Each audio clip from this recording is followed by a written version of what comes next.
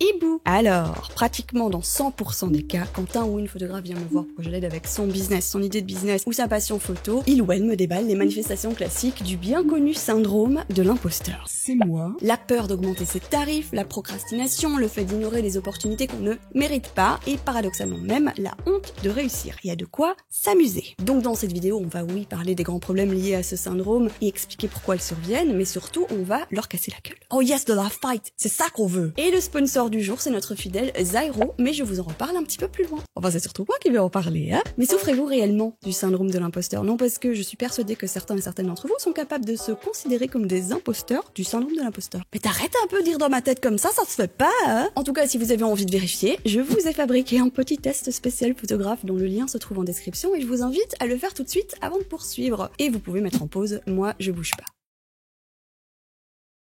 Et hop, play. Ça y est, vous avez fait le test? Si oui, n'hésitez pas à m'indiquer votre score dans les commentaires, évidemment. Alors juste, on dit qu'on souffre du syndrome de l'imposteur un peu comme si c'était une maladie en soi. Mais un syndrome, c'est pas synonyme de maladie, c'est une symptomatologie, un groupe de symptômes fréquemment associés qui peut découler en fait d'un véritable trouble. En général, le syndrome de l'imposteur ne vient pas de nulle part et en plus il contribue à renforcer le problème global dans une espèce de boucle infinie, un cercle vicieux bien dégueulasse. Si je précise tout ça, c'est parce que dans l'idéal, on ne soigne pas juste les symptômes mais surtout les causes d'un trouble. Donc non, je vais pas recommander ici à tous ceux et celles qui se battent avec un syndrome de l'imposteur d'aller voir un psy, mais en fait si, dans la mesure où je pense que tout le monde devrait aller voir un psy, si c'est pas encore le cas et si vous en avez la possibilité, allez voir un psy. Et j'ai vraiment très mal articulé, pardon. Maintenant passons au gras des choses. Du gras comme sur les frites. C'est quoi votre problème? Problème numéro 1, personne n'achète, donc votre travail c'est forcément de la merde. Quand on souffre du syndrome de l'imposteur, le succès c'est toujours un coup de chance ou une imposture, et l'échec c'est toujours la preuve qu'on fait de la merde. Par exemple, il est commun de confondre la valeur de nos photos avec la propension qu'ont les gens qui y sont confrontés à les échanger contre des tonnes de pognon. Autrement dit, indépendamment de la qualité de notre production photographique, on va considérer que si personne ne l'achète ou ne nous engage, ben c'est que c'est forcément du caca. Bah c'est logique en même temps. Oui mais non, faut être bien clair, produire un travail intéressant et le vendre sont deux choses, mais alors complètement différentes. Complètement. Et d'ailleurs, je suis persuadée que vous avez remarqué que de nombreux photographes et artistes pas forcément exceptionnels, sans vouloir les insulter bien entendu, réussissent très bien à mener leur business, alors que d'autres, capables de nous éblouir à chaque image, ne gagnent pas forcément leur vie avec. Preuve supplémentaire, on peut être un très bon photographe tout en restant amateur. Ces deux groupes de compétences, en quelque sorte, sont complètement indépendants l'un de l'autre. Et du coup, on fait quoi? Ben, deux choses en réalité. Si vous êtes frustré de ne pas réussir à vous vendre, vous pouvez commencer par reconnaître que, comme on l'a dit, votre art n'est pas forcément le problème et qu'il pourrait être judicieux de travailler les compétences périphériques qui vous font défaut. Donc, quand vous essayez d'identifier vos lacunes, ne pensez pas uniquement aux qualités techniques et artistiques, mais aussi communicationnelles, marketing ou de tempérament, etc., etc. Et souvenez-vous que si vous êtes professionnel ou tentez de vous professionnaliser, qu'on ne naît pas entrepreneur et que savoir vendre ou se vendre, ça s'apprend et ça s'entraîne. Deuxième chose à faire pour tangibiliser la qualité de ce que vous créez, qui s'apprend également, c'est de mieux reconnaître vos succès, y compris les plus simples. Par exemple, vous n'avez pas besoin d'attendre d'avoir fini une série d'images pour pouvoir vous féliciter. Chaque image est un progrès digne d'appréciation et vous devez prendre le temps de l'admettre. Vous pouvez vous féliciter d'être sorti vous balader avec votre appareil photo si le manque de confiance vous en empêche normalement. Vous pouvez même vous féliciter d'avoir osé faire un petit shooting vite fait malgré votre impression de devoir obligatoirement maintenir un certain level de wow dans chacune de vos productions habituellement, parce que réussir à lâcher prise, c'est aussi très positif en soi. Vous pouvez célébrer le message incroyable que votre modèle vous a envoyé après un shoot, même si c'est une amie ou qu'elle n'a pas selon vous le bagage technique nécessaire pour réellement juger votre travail. Et plutôt que de vous dire « purée, je termine jamais rien », félicitez-vous à chaque fois que vous continuez. Un exemple qui n'a rien à voir, mais imaginons que vous voulez perdre du poids ou être plus en forme et donc vous vous mettez à manger mieux et à bouger plus. Bah n'attendez pas d'avoir des abdos visibles ou perdre 5 kilos pour être content ou contente de vous. Reconnaissez plutôt votre persévérance à chaque fois que vous retournez courir ou que vous vous limitez à 2 daily shocks plutôt que de finir la boîte. Je vous vois. En plus, penser comme ça procure une fierté et donc une satisfaction à court terme dont la motivation raffole. Passer à l'action est une victoire, quel que soit le résultat. Et de nos jours, c'est d'autant plus une victoire car contrairement à avant, où on pouvait créer ses petites œuvres dans son coin, bosser ses compétences exclusivement sous le regard bienveillant de ses proches et développer son activité professionnelle localement dans un contexte compétitif à taille humaine, aujourd'hui, on a accès depuis son téléphone à une infinité de productions d'un abracadabrant nombre d'artistes qui produisent de partout, même perdus au fin fond d'un bois, au sommet de je ne sais où, ou que sais-je. Du coup, non seulement ça semble presque impossible de sortir suffisamment du lot pour que ce soit un minimum remarquable, mais en plus, il n'a jamais été aussi facile de se comparer aux autres, et ça paralyse. Bah écoute, si les gens ont envie de se confronter à mon talent, moi en tout cas je leur ai bien simplifié la tâche grâce à mon tout nouveau site web. Ah, j'en connais une qui a validé Zairo, le super sponsor récurrent de la chaîne. Bah oui, parce que ce créateur de site web il est parfait pour moi en fait. Non seulement j'ai terminé mon site en un clin d'œil, mais en plus il a trop la classe, on est d'accord hein.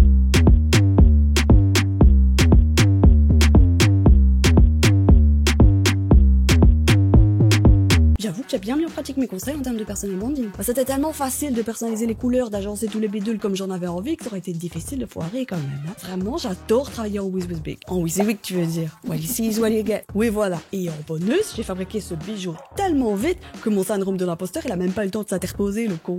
Oui, d'ailleurs, je trouve que c'est pas cool pour moi. Hein. T'as vu? Ah ouais. Donc, si j'ai bien compris, c'est facile, c'est rapide et t'es comblé, quoi. Mais à 100%, et en plus, c'est sans compter tous les outils qu'on peut utiliser, genre les heatmaps. Les heatmaps. Ah oui, regarde, l'intelligence artificielle peut me dire où ce que les visiteurs du site vont regarder. Ça a été là. Ah oui, les heatmaps. Heatmaps, c'est ce que j'ai dit. Et en plus, tout ça pour un tarif méga abordable. Je reviens toujours pas. Ouais. Et avec le code Laetitia ou le lien en description, il y a une remise exclusive, 3 mois gratuits, un nom de domaine gratuit pendant 1 an pour tout plan annuel. Et en plus, c'est satisfait ou remboursé pendant 30 jours. Donc, il n'y a rien à perdre à lui donner une chance. Zairo, partenaire de la lutte contre le syndrome de l'imposteur. Mais Bon, bah, du coup, on disait que de nos jours, il était excessivement facile de se dévaloriser en se comparant au travail des autres. Problème numéro 2, se comparer au travail des autres.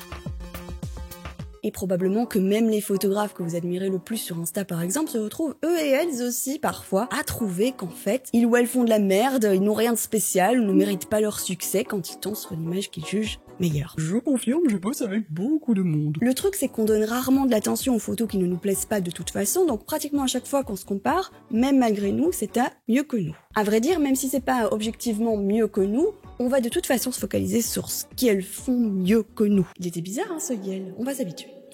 Et pire, plus on croit qu'on n'est pas aussi bien que les autres, plus on aura tendance à justifier et donc à renforcer cette croyance. Parce qu'à défaut d'être talentueux ou talentueuse, au moins on aura raison. À quoi c'est déjà passé mal là? Le problème c'est qu'en faisant ça, en quelque sorte, on se déresponsabilise. Et la responsabilité, c'est pas de la culpabilité, mais c'est le devoir de passer à l'action et aussi de reconnaître les conséquences de notre inaction. Et ça peut paraître lourd à porter, mais en vérité c'est plutôt une bonne nouvelle qu'on ait une part de responsabilité dans notre réussite, parce que ça veut aussi dire qu'on a un minimum de contrôle, même s'il n'est pas total évidemment. Du coup, ce que je vous propose, c'est de tirer avantage de l'intérêt que vous portez pour le travail des autres pour développer votre travail à vous grâce à un exercice que je trouve méga intéressant. Première étape, on sort la tête du sable et on va au front. Allez sur Instagram, plongez-vous dans vos bouquins de photos, parcourez le travail des photographes que vous admirez, mais qui vous cassent la pied avec leur talent à la noix par contre. Voilà. Deuxième étape, choisissez 5 à 10 images que vous auriez aimé faire vous-même. Des images qui vous font un peu vous sentir comme une merde en fait, hein. Vraiment. C'est là qu'on parle. Mes préférés, je dois dire. On les connaît tous. Troisième étape, identifiez ce que vous trouvez particulièrement réussi dans ces images. Est-ce le concept, la lumière, la retouche, la pose, les accessoires, le message? Qu'est-ce qui vous fait dire que non seulement ces photos sont superbes, mais en plus meilleures que les autres? Quatrième étape, une fois que vous aurez votre petite liste, réorganisez-la par ordre d'importance pour vous. Quels sont les aspects et compétences qui vous semblent surtout faire la différence en termes de qualité finale? Qu'est-ce qu'ils ont mieux que nous, ces connards, en fait? C'est plus ou moins ça, ouais. Et déjà, à ce stade, normalement, vous aurez développé une vision plus objective et vous comparerez aussi plus facilement des choses comparables. Plutôt que de dire mon travail c'est de la merde alors qu'elle fait des chefs-d'œuvre. Vous pourrez vous dire, c'est vrai qu'en termes de gestion colorimétrique, son niveau est meilleur que le mien, ou juste, son approche est différente et me plaît davantage. Mais vous pouvez aller plus loin. Étape 5, si par exemple vous vous rendez compte que ce qui fait la différence de qualité à votre avis c'est une lumière aux petits oignons, vous pouvez décider de développer vous-même cette compétence précise. Que ce soit avec une formation ou un auto-challenge par exemple. Pareil pour la colorimétrie, ou même le maquillage de vos modèles, ou la rigueur de vos cadrages. Tout s'apprend. Vous transformerez ce réflexe improductif de comparaison au travail des autres en l'opportunité de clarifier votre plan de formation personnelle et maximiserez vos chances de faire des progrès. En somme, faites de vos observations des objectifs. Donc ton conseil c'est de copier les autres en fait. Ah non mais pas du tout. Pas besoin de reproduire ce qu'ils font pour être enfin content ou contente de vous. Certainement pas en fait. Ce que je dis c'est qu'avoir accès à toutes ces images, ça facilite un peu l'identification et la prise en main de nos lacunes techniques et artistiques. Je mets des guillemets parce que c'est un peu subjectif. Parce que le truc qui caractérise surtout le syndrome de l'imposteur, c'est qu'on ne se fait plus confiance en fait. On vit dans la peur de trébucher. On n'est pas assez bon, on n'a rien à faire là, les autres vont finir par s'en rendre compte, on va se casser la gueule. Alors que dès qu'on fait un pas, qu'on se casse la gueule ou pas, ben on sait se débarrasser de la peur. Bon j'avoue depuis que je me suis suis fait les coccyx en snowboard, j'ai plus trop envie de faire du snowboard. Et dans une certaine mesure, ce syndrome, c'est un peu l'héritier, à l'instar d'autres troubles anxieux, de ce que notre chère psychanalyse appelait à l'époque, c'est justement finalement la folie du doute. Ça portait bien son nom, cette affaire. Problème numéro 3, la folie du doute. Vous l'aviez pas vu venir, hein, celui-là. Clairement, cette sorte d'angoisse, cette impression de ne jamais faire assez bien, qui nous pousse au perfectionnisme maladif, à la procrastination dévastatrice, voire à une paralysie exécutive intégrale, c'est juste une espèce d'intolérance à l'incertitude et à la subjectivité. Mais il paraît que ça touche plutôt les gens intelligents, donc vous êtes peut-être au bord du gouffre à vous demander ce qui tourne pas rond avec vos boucles ruminatoires infinies, mais au moins, vous êtes intelligent ou intelligente, et c'est toujours ça de prix. Mais bref, quand on ne se fait pas confiance, ça devient difficile de prendre des décisions sans se demander si ce sont les bonnes. Bien sûr, il y a des questions qu'on se pose qui ont du sens, du genre « est-ce que la voie est libre pour que je traverse ?» ou « est-ce que je risque de me faire tremper la gueule si je prends pas mon parapluie ?» Mais quand il s'agit d'un choix créatif et artistique, il n'y a pas de bonne réponse. Est-ce que j'utilise une gélatine bleue ou une gélatine rouge pour mon flash? Est-ce que le modèle doit fermer ou ouvrir les yeux? Est-ce que je fabrique mes décors ou les incruste sur Photoshop? Est-ce que je shoot à midi ou à 17h? Il n'y a pas grand-chose de plus personnel que ça, en fait. De toute façon, vous prendrez forcément la mauvaise décision. Le truc, c'est que la tendance naturelle pour se rassurer dans ses choix, ou pour en mesurer la viabilité quand il n'y a pas de réponse universelle, c'est un peu la jurisprudence. On va se baser sur ce que les autres ont déjà choisi, voire suivre des tendances, et faire ce qu'on croit devoir faire plutôt que d'oser suivre nos intuitions, peut-être trop indépendantes ou rebelles, et certainement clueless. Quand on doit prendre une décision esthétique, sémantique, technique, ou même mettre en place un rythme de production, ou une méthode de partage ou de communication, on peut avoir envie de reproduire ce qui semble déjà fonctionner chez les autres. Logique. Pire, on va parfois aller jusqu'à imiter les rêves et les objectifs des autres. Parce qu'il y a c'est sûr une certaine forme de conformisme social, mais surtout une peur d'impacter notre crédibilité si on dévie de la bonne pratique. J'en ai d'ailleurs parlé en long et en large dans ma dernière vidéo, donc si vous n'avez pas vu et que ça vous intéresse, elle est juste là. Faut pas oublier qu'on a carrément des neurones miroirs qui nous encouragent à imiter les autres parce que, plus ou moins primitivement, imiter les autres, c'est un peu une question de survie en fait. Rire au bon moment, se fondre dans la masse, fuir un feu de forêt avec le groupe, compatir de manière appropriée ou savoir se servir d'un couteau sans se crever un œil, c'est plutôt cool en vrai. Et donc emprunter les voies déjà éprouvées, c'est logique, c'est malin et c'est plus sûr. Mais ici, on parle pas de trouver le chemin le plus court pour atteindre la rivière et pas crever de soif. On parle de s'épanouir dans notre passion, dans notre art, dans notre job, voire dans notre vie. C'est pas du tout la survie, c'est hyper personnel, plutôt abstrait, et ça n'a pas grand chose à voir avec l'instinct. Et de surcroît, tout ça pose un autre problème, parce que si vous suivez les autres plutôt que vous-même, vous serez toujours derrière quelqu'un. Et je dis pas qu'être devant les autres c'est important, mais je vous assure qu'on voit mieux où on va quand on a personne devant soi. Que des gens vous suivent ou non, c'est pas la question, parce que vous voyez large, vous voyez loin, vous êtes libre de choisir où vous voulez aller. Autant se faire accompagner, c'est un plus, autant suivre aveuglément quelqu'un, bof. Bon, comprendre tout ça, c'est déjà une bonne chose.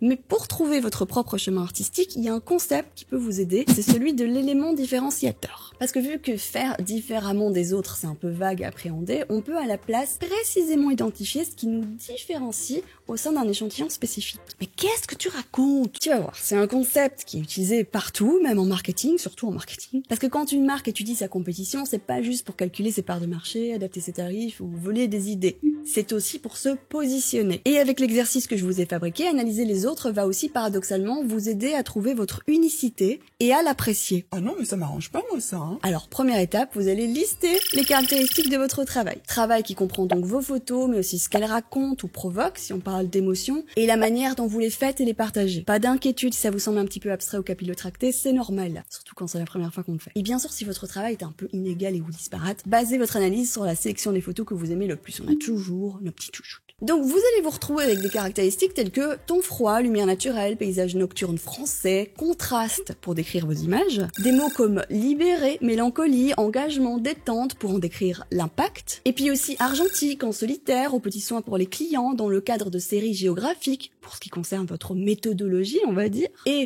pour faire découvrir le monde à chacun, ou avec l'envie d'émerveiller, etc., à propos de votre motivation à créer et partager, en quelque sorte. C'est une démarche que je vous ai déjà proposé de faire plus en détail, mais ici c'est pas forcément nécessaire d'aller si loin, donc faites ce qui vous semble bien et ne vous prenez pas la tête. Après avoir consigné tout ça, étape importante où vous allez sélectionner le ou la photographe que vous admirez, voire envier le plus, peut-être parmi la liste du second exercice. En fait, vous devez choisir celui ou celle qui vous donne peut-être même l'impression de vivre votre rêve à votre place, un peu. Le connard ou la connasse en fait. On pourrait en effet parler de Némésis si vous en avez un ou une.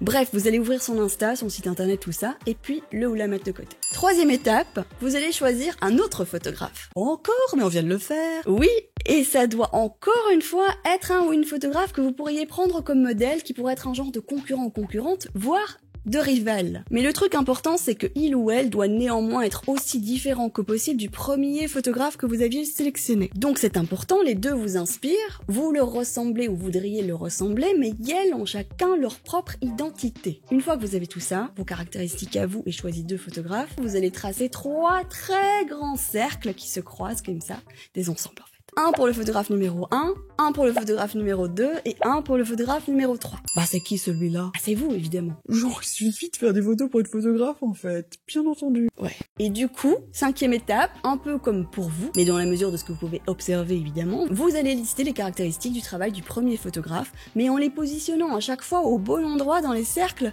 et leurs intersections. Genre, mélancolie, est-ce que c'est un point commun à vous trois, du coup ça va au milieu, à 2 d'entre vous, ou est-ce que c'est une caractéristique qui lui est propre? Et comme pour vous, ça peut faire référence à l'esthétique de ces images, mais aussi à son image de marque, par exemple. Donc bien sûr, ensuite, vous faites pareil avec le second ou la seconde photographe. Oui, on n'est pas débiles, on avait compris, hein. Et pour terminer, vous ajoutez sur le schéma vos caractéristiques à vous. Vous pouvez probablement vous contenter des plus importantes à votre avis, si ça vous semble plus judicieux, au cas où vous auriez eu 4 pages. Au final, ce schéma devrait grandement faciliter la visualisation de vos éléments de différenciation et aussi du coup solidifier votre confiance en vous. Parce que tout ce qui sera dans votre ensemble, mais pas dans ceux des autres, ce sont les nuances que vous pourrez renforcer pour vous extraire de ce contexte de comparaison sacrément désagréable qui nourrit encore et encore votre syndrome de l'imposteur. Parce qu'en identifiant ce qui fait votre différence, ça limitera votre propension à comparer l'incomparable en fait. En réalité, comme je vous le disais, c'est pas que vous serez devant les autres, mais si vous n'allez pas tous dans la même direction, il y a personne qui est devant, il y a personne qui est derrière, vous tracez votre propre route, et c'est tout. Bien sûr, ça ne fait pas disparaître la concurrence, elle est à peu près inévitable, mais ça limite, voire annule son importance à vos yeux. Bon, j'ai pas du tout fini, il y a d'autres manières de se différencier, et des conseils, des astuces et des exercices pratiques de ce genre pour péter la gueule de votre syndrome de l'imposteur sur tous les fronts, j'en ai plein d'autres. Mais j'ai décidé de vous réserver la suite pour une seconde vidéo, parce que là, j'ai quand même une valise à finir. D'ailleurs, abonnez-vous pour ne pas la louper. Quoi, la valise? Bah non, la vidéo. Et bonne nouvelle, si vous avez envie de faire tous ces exercices au calme ou en regardant la vidéo, je vous ai créé un petit PDF que vous pouvez télécharger et remplir à votre aise. Les plus attentifs l'auront déjà remarqué. Moi, en attendant, j'applique mes propres conseils et je vais me féliciter d'avoir tourné cette vidéo jusqu'ici parce que il faut voir ma to-do. Tu te fais laisser de vite, quand même. Pour une fois, on est d'accord. Et plus que jamais, je vous invite aussi à me suivre sur Instagram parce qu'en plus des super posts motivants, rigolos et éducatifs que je propose, vu que je rentre en Belgique, en fait, je vais squeezer plein de projets super cool pendant mon séjour. Et si vous voulez être tenu au courant des appels à participation pour des vidéos, d'une éventuelle rencontre, de mes disponibilités pour des cours, des shootings, etc., bah ça se passera surtout là-bas. Bref, si cette vidéo vous a plu, n'hésitez pas à laisser un commentaire, ça me fait toujours plaisir de voir que je parle pas toute seule, en fait. Surtout, partagez-la autour de vous pour la propager à ceux qui en ont besoin. Et moi, je vous laisse avec Superticia et je vous dis salut les boudins. Donc, n'oubliez pas que si vous voulez faire votre site web, l'offre Zairo est toujours en description. Bah oui, aujourd'hui c'est moi qui m'occupe des sponsors. Vous devriez voir la tête des emails que j'envoie. Bon, enfin bref. Salut les boudins!